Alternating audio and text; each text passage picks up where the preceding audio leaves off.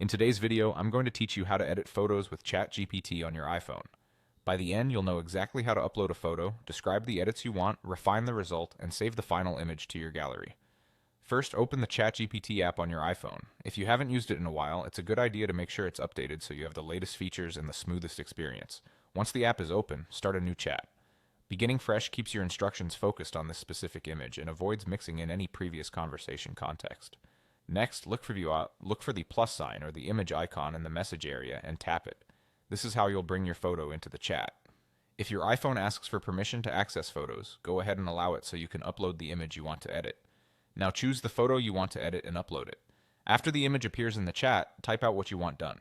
Be as specific as you can. For example, you could say, crop this to a square and center the subject, or remove the background and replace it with a solid white backdrop. You can also ask to enhance brightness and contrast, add text with a certain font or color, or change the overall style to look more cinematic, vintage, or clean. The clearer your instructions, the better the first result will be.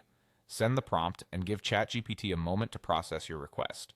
You'll see the edited image appear right in the chat.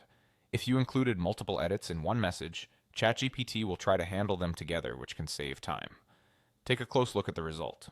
Check the edges if you ask to remove the background, make sure the crop frames your subject as intended, and verify that any added text is readable and placed where you want it.